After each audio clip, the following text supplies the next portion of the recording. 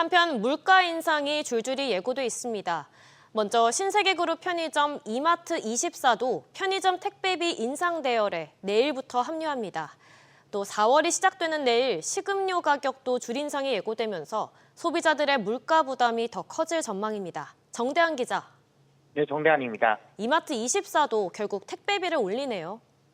네, 업계에 따르면 CU와 GS25에 이어 이마트24도 내일부터 국내 택배 요금을 중량별로 최대 200원 인상합니다. 수요가 많은 무게 4kg 이하인 택배에 적용되는데요.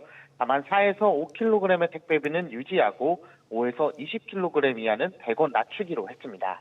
이마트24 측은 택배사 운임 및 인건비 등 비용 증가에 따라 요금을 인상한다고 설명했습니다. 앞서 이마트24의 택배 배송을 대행하는 국내 1위 물류사 CJ 대한통운은 편의점과 온라인 쇼핑몰 등 기업 고객에 대한 택배비를 최대 100원 올린다고 통보했습니다. 또 이제 먹거리도 줄줄이 오르죠. 네, 당장 내일부터 맥주와 라면, 우유, 햄버거 등의 가격이 한꺼번에 오릅니다. 오비맥주 카스는 편의점 기준 100원에서 250원, CJ 제일제당의 비비고 만두는 10% 정도, 또 오뚜기 3분 카레와 짜장도 300원 인상됩니다. 가성 비키니로 관심이 높아진 햄버거마저 롯데리아와 노브랜드 버거 등이 가격을 올리면서 기본 메뉴인 불고기 버거 단품 가격이 5,000원대가 됩니다. 기업들은 재료비와 인건비 등의 부담 상승을 인상 이유로 들고 있지만 전국이 혼란스러운 틈을 타고 가격 인상을 앞당긴 것 아니냐는 지적도 나옵니다. SBS 비즈 정대한입니다. 온라인 명품 플랫폼 반란의 미정산 사태가 불거진 가운데 반란의 카드 결제가 막히면서 사실상 판매가 중단됐습니다. 취재기자 연결해 자세히 알아보겠습니다. 이광호 기자. 네, 이광호입니다. 지금 어떤 상황인 건가요? 네, 현재 반란 앱이나 홈페이지를 이용하면 여전히 구매 가능한 것처럼 보이는 상품들이 있습니다만 상품을 골라서 주문 단계로 넘어가면 모든 결제 수단 이용이 불가능하다는 안내와 함께 주문을 할 수 없는 상태입니다. 반란의 결제 서비스를 제공하던 카드사와 피지사들이 서비스를 중단하고 철수한 영향으로 보입니다. 관련해서 반란 측의 공식 입장은 나오지 않고 있는데 반란에 입점한 판매자들 역시 별다른 공지를 받지 못한 것으로 전해졌습니다. 이렇게 되면 반란의 재무 상황이 더 나빠지겠는데요? 그렇습니다. 이미 2023년에도 적자 누적으로 보유하고 있던 자본을 모두 소진한 상태였고 지난해도 이 상태가 이어졌을 것으로 보입니다. 지난달 150억 원의 조건부 투자를 받고 절반인 75억 원이 입금됐지만 현재 판매자들에게 정산해주지 못한 금액만 100억 원대에 달하는 것으로 전해졌습니다. 이런 상황에서 상품의 판매 자체가 막히게 되면서 유동성에도 더 큰 위기가 찾아올 것으로 보입니다. 반란은 지난 24일 미정산 이후 28일까지 정산을 마치겠다던 약속을 이미 한 차례 지키지 못했는데 최형록 반란 대표는 이번 주 중 사태 해결 방안을 가지고 판매자들을 만나겠다고 약속한 상태입니다. SBS 비즈 이광호입니다. 내수 침체에 시름이 깊은 자영업자들의 대출 부담이 커지면서 저축은행 연체율이 10년 만에 최고 수준을 기록했습니다. 자세히 알아보겠습니다. 신채연 기자. 네, 신채원입니다. 특히 저축은행 연체율이 크게 올랐다고요?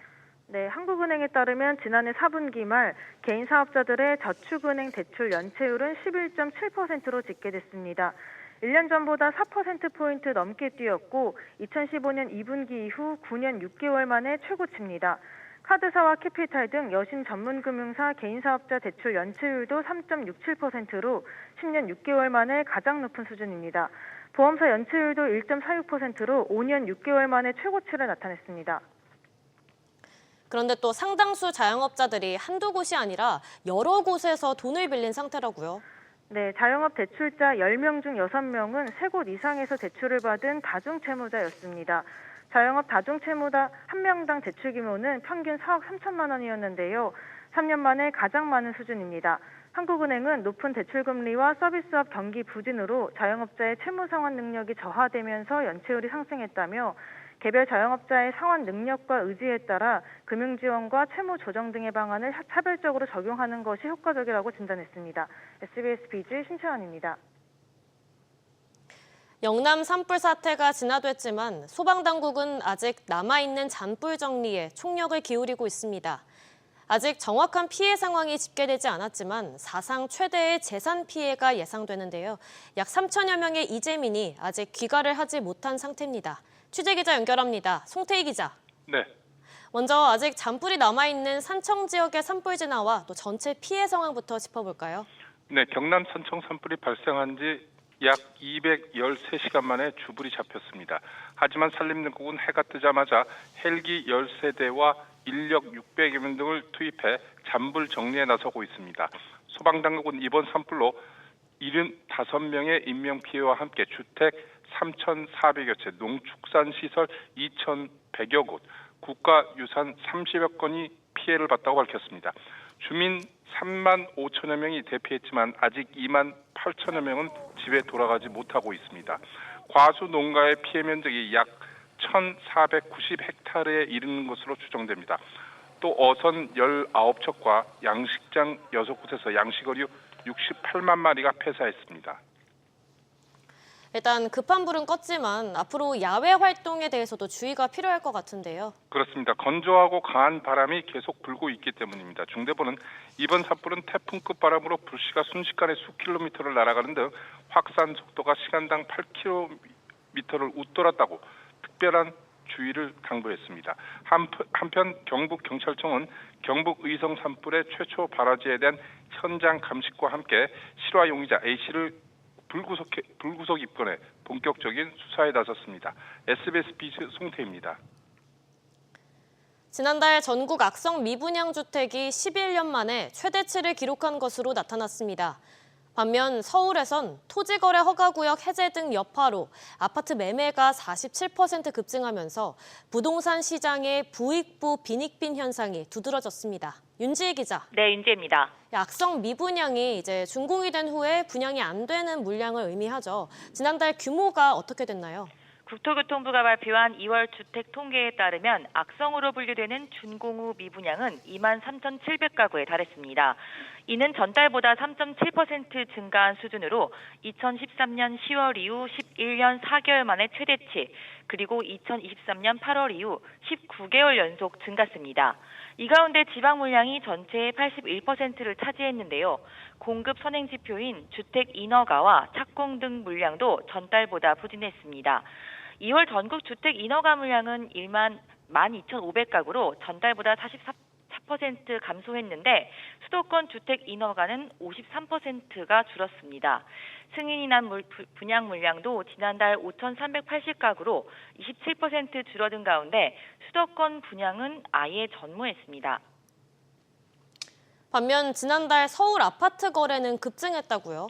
네, 이사철을 맞아 지난달 주택 매매 거래량은 전달보다 32% 증가했는데요. 이 중에서도 특히 서울의 아파트 매매가 전달보다 46% 늘며 큰 폭의 증가세를 나타냈습니다. 서울 아파트 매매량이 반등한 건 7개월 만입니다. 금리 인하 기대감에 더해 서울 일부 지역의 토지거래 해제가 맞물린 영향으로 분석됩니다. SBS 비즈 윤지혜입니다. 토어제 관련해서 서울 아파트 거래에 대해 조금 더 알아보겠습니다. 서울 지역 내 토지거래 허가구역 해제 이슈가 불거진 뒤 해제 후 재지정된 데 따라 논란이 크게 작용했습니다. 관련 규제에 직접적인 영향을 받는 강남 3구 아파트 거래가 단기간에 크게 늘어난 것으로 나타났습니다. 취재기자 연결합니다. 박연신 기자. 네, 박연신입니다. 토어제 해제와 이제 재지정된 이후에 고가 아파트 거래가 얼마나 이뤄졌나요? 오세훈 서울시장이 강남군의 토지거래 허가구역 해제 가능성을 언급했던 지난 1월 14일부터 이달 30일까지 거래 신고된 아파트의 28.8%가 15억 원 초과 아파트였는데요. 이는 지난해 11월부터 지난 1월 13일까지 이뤄졌던 거래 가운데 15억 원 초과 아파트 비중인 24.3%보다 4.5%포인트 상승한 것으로 나타났습니다. 특히 15억 원 초과 가운데서도 15억 원에서 30억 원 구간의 아파트 거래량이 23.5%로 집계됐는데요. 이는 토어제 해제 언급 직전 이뤄졌던 거래 비중인 19%보다 증가폭이 커진 겁니다. 실제 토어제가 잠시 풀렸던 잠실과 삼성, 대치, 청담 지역의 15억 원 초과 비중은 지난달 13일부터 이달 30일까지 30%에 가까운 것으로 조사됐습니다. 그렇다면 같은 기간 동안 중저가 아파트 거래 비중은 어땠나요? 9억 원을 기준으로 9억 원 이하 아파트 거래 비중은 토어제 해제 언급 전 48.3%에서 언급 후 38.4%로 10%포인트 감소했는데요. 이 중 6억 원 이하 아파트 거래 비중은 토지 해제 언급 전후로 24.1%에서 16.3%로 감소한 것으로 나타났습니다. 지난달 거래량을 살펴보면 고가 아파트가 몰린 지역의 거래량 수가 상위를 기록했는데요. 지난달 서울 아파트 거래 건수는 6,141건으로 송파구가 612건으로 1위를 기록했고 이어 강남, 강동, 서초구 순이었습니다. SBS 비즈 박연신입니다. 지난달까지 국세 수입이 지난해 같은 기간보다 2조 9천억 원 늘었습니다. 이 수치만 보면 나쁘지 않은데요. 하지만 과거 5년치 평균 진도율과 비교하면 여전히 부족해서 올해 세수 전망도 불안하다는 우려가 나옵니다. 지웅배 기자. 2월까지 세수 상황이 어떤가요? 네, 올해 들어 지난달까지 누적 국세 수입은 61조 원으로 집계됐는데요. 성과급과 주택거래가 늘며 근로소득세와 양도소득세 등 소득세가 2조 7천억 원가량 뛴 영향이 주요했습니다. 다만 예산 대비 실제 걷어들인 세수의 비중인 진도율은 15.9%에 그쳤습니다. 이는 30조 원대 세수 부족을 기록한 지난해 진도율 15.8%와 비슷한 수준입니다. 직전 5개년 평균인 17.2%와 비교해선 부진한 수준입니다. 미국의 통상 압박 등 하반기 경제 전망이 어두워지면서 벌써부터 세수 부족 우려가 나오는데요. 정부에서는 아직 판단하기 이르다며 이번 달 주로 들어올 법인세까지인 집계가 나와봐야 유의미한 흐름을 알 수 있다는 입장입니다.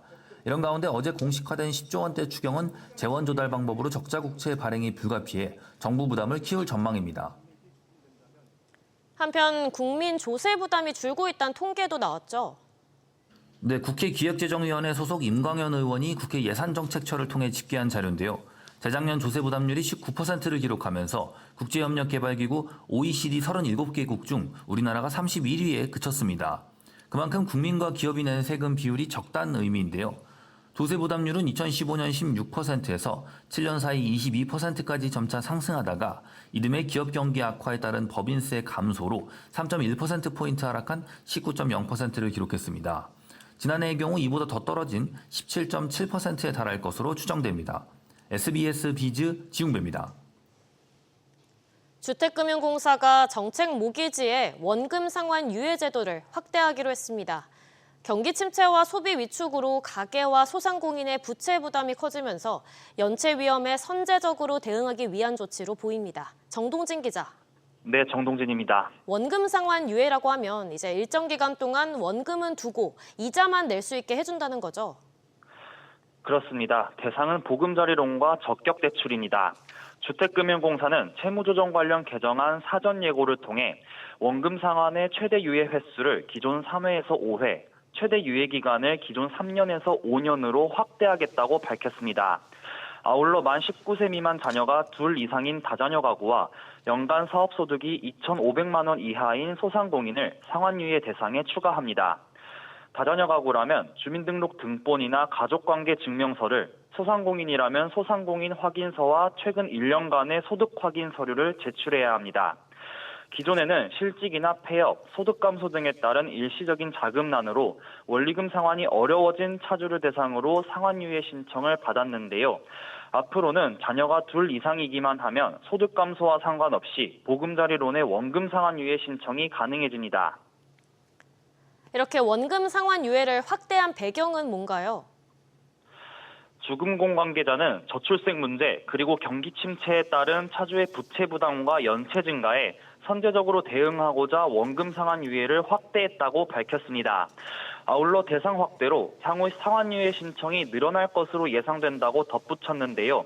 실제로 금융감독원에 따르면 올해 1월 기준 국내은행의 개인사업자 대출과 가계대출의 연체율은 각각 0.7%와 0.43%로 해마다 계속 상승하고 있습니다. 또한 지난해 보금자리론의 원금 상환 유예 건수는 14,751건으로 전년 대비 70% 증가하는 등 해를 거듭할수록 늘어나고 있습니다. SBS 비즈 정동진입니다. 서울시가 올해도 19세에서 39세 무주택 청년을 대상으로 부동산 중개보수와 이사비를 최대 40만 원까지 실비로 지원합니다. 특히 올해부터는 전세 사기 피해 청년과 가족 돌봄 청년, 청소년 부모를 우선적으로 지원하기로 했습니다. 이사비를 지원받기 위해선 거래 금액이 2억 원 이하 주택에 거주하면서 가구당 중위소득이 150% 이하여야 합니다. 다음 소식입니다. 지난달 우리나라의 생산과 소비, 투자가 모두 증가한 것으로 집계됐습니다. 전달에 트리플 감소에서 한 달 만에 일제히 반등했지만 내수와 밀접한 일부 항목에서의 하락세가 눈에 띕니다. 김한진 기자. 네, 김한진입니다. 우선 산업 생산은 얼마나 늘었나요? 네, 통계청에 따르면 지난달 전 산업 생산 지수는 111.7로 전달보다 0.6% 늘었습니다. 지난해 12월에 1.8%가 늘고 설 연휴가 꼈던 1월에 3% 줄었다가 한 달 만에 다시 오름세로 돌아섰습니다. 광공업 생산은 광업에서 5% 넘게 줄었지만 전기, 가스업에서 6% 넘게 늘고 제조업에서 1% 가까이 늘며 전월 대비 1% 증가했습니다. 서비스업 생산은 도소매와 금융, 보험에서 크게 늘며 전체는 0.5% 증가했는데 내수와 밀접한 숙박, 음식점업은 3% 줄며 2022년 2월 이후 3년 사이에 감소폭이 가장 컸습니다. 건설업 생산은 지난해 8월 이후 계속 줄다가 7개월 만에 증가 전환했습니다. 또 소비와 투자는 어땠나요? 네, 소매 판매 지수는 승용차 등 내구재 소비가 13% 넘게 늘면서 전달보다 1.5% 증가했습니다. 지난해는 2월 말 시작했던 전기차 보조금 집행이 올해는 2월 초부터 이루어지면서 승용차 판매가 상대적으로 일찍 크게 늘어난 영향으로 풀이됩니다. 다만 음식료품 등 비내구재와 신발, 가방 등 준내구재는 2% 안팎으로 줄면서 고물가로 위축되는 흐름을 보였습니다. 설비 투자는 반도체 제조용 기계 등 기계류와 자동차 등 운송 장비에서 투자가 늘면서 전달보다 18.7% 증가했습니다. 현재 경기 상황을 보여주는 동행종합지수 순환 변동치와 향후 경기 국면을 예고하는 선행종합지수 순환 변동치 모두 0.1포인트 올랐습니다. SBS 비즈 김한진입니다. 정부가 산불 피해 복구 대응 등의 10조 원 규모의 추가 경정 예산안을 추진하기로 했습니다. 이와 관련해서 여야 원내대표는 오늘 오전 필수 추경 방안에 대한 본격적인 논의를 시작했습니다. 엄하은 기자.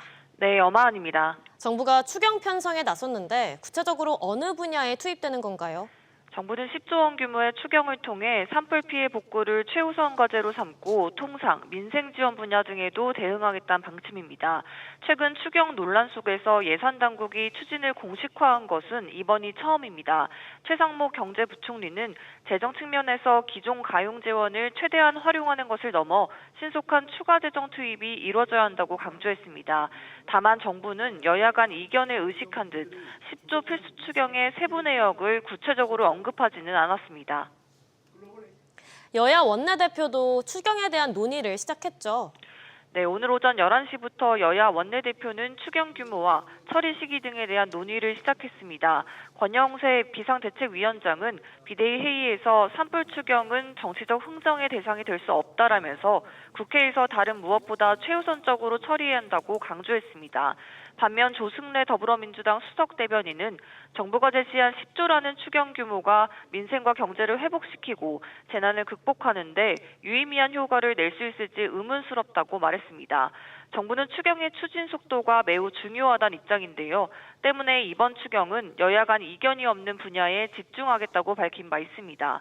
최상목 부총리는 조만간 추경안을 편성해 국회에 제출할 예정이라면서 4월 중 추경이 국회를 통과할 수 있도록 여야의 협조를 거듭 요청했습니다. SBS 비즈 엄하은입니다. KT가 오늘 김영섭 대표 체제 아래 두 번째 정기 주주총회를 시작했습니다. 김 대표와 손발을 맞춰온 올해 임기 만료 예정인 사회이사들이 일제히 연임에 성공했습니다. 김한나 기자. 네, 김한나입니다. 재선임되는 이사는 누가 있죠? 네, 곽우영 전 현대자동차 차량 IT개발센터장과 김성철 고려대 미디어학부 교수, 김용원 법무법인 대류가주 변호사, 이승훈 한국투자공사 운영위원 등 4명입니다. 이들은 올해 상반기 안에 임기가 만료되는데 재선임이 결정되면서 사회이사로서 3년의 임기를 더 보장받게 됐습니다. 곽우영 사회이사를 제외하고 나머지 이사들의 이력을 살펴보면 인공지능 전환에 박차를 가하는 KT의 움직임과 다소 거리가 있는데요. 또 경영진 의사결정에 대한 견제와 감시 기능을 강화하기 위해 사회이사 연임을 제한하는 다른 기업들의 결정을 감안하면 이번 연임은 일반적이지 않다는 평이 나옵니다. 이례적인 현상이라고 보긴 해야죠. 사회에서 전원을 다 했다는 변호를 안 주고 그대로 가겠다는 얘기니까 본인이 뭐 연임을 하겠다라고 생각하는 것도 뭐 일리가 있는 얘기겠죠. 이 같은 상황을 두고 노조와의 갈등 상황도 이어지고 있죠. 네, 그렇습니다. KT 새노조는 정기주총이 열리기 전 오전 8시 기자회견을 열고 낙하산 CEO가 임명되는 것이 문제라고 말했습니다. 그러면서 재선임되는 이사 중 누가 통신 전문가인지 모르겠다며 김영섭 대표의 연임 명분을 위한 포석이 아니냐고 의문을 제기했습니다. 또 KT 새노조는 회사의 통신기술 투자 축소와 구조 조정을 비판하면서 경쟁력을 제고하려면 오히려 통신 투자를 확대해야 한다고 주장했습니다. SBS 비즈 김한나입니다. 삼성전자가 더 똑똑해진 인공지능을 탑재한 가전 신제품을 대거 공개했습니다. 국내 가전시장에서 점유율을 높이고 있는 중국 제품을 의식해서 특히 보안성을 강조했는데요. 김동필 기자가 현장에 다녀왔습니다. 냉장고 문 열어줘. 따로 빅스비를 호출하지 않아도 목소리를 구분해 알아듣습니다. 냉장고에 사과 등 식재료를 넣으면 알아서 사과로 인식하고 저장하는데 관련 레시피 검색도 돕습니다. 조리기구 움직임에 따라 자동으로 화구도 이동하고 터치 한 번으로 오븐 내부 청소를 할 수도 있습니다. 올해는 더 똑똑한 생성형 AI를 탑재해 문맥 파악은 물론 자연스러운 대화로 기능을 제어할 수 있게 했습니다. 저희 신제품은 하드웨어 혁신뿐만 아니라 AI 연결을 통해 고객이 귀찮고 어렵고 힘들어하는 문제들을 알아서 해결해주는 수준까지 진화했습니다.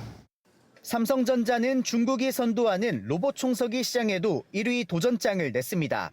딥시크로 불거진 중국 제품의 보안 논란을 겨냥한 발언도 눈길을 끌었습니다. 올해는 1등 해야죠. 그래서 굉장히 많은 신제품들이 나왔고요. 가장 중요한 부분이 저희가 생각할 때 보안이지 않을까 생각을 하고 있고 안심하시고 쓰실 수 있는 제품들을 저희가 만들었으니까 이번에도 더 좋은 실적을 기대하고 있습니다. 삼성전자는 가전이 수집하는 개인정보를 보안칩에 따로 보관하는 한편 양자 내성 암호까지 갖춰 보안 우려가 불거진 중국 제품의 추격을 따돌릴 계획입니다. SBS 비즈 김동필입니다.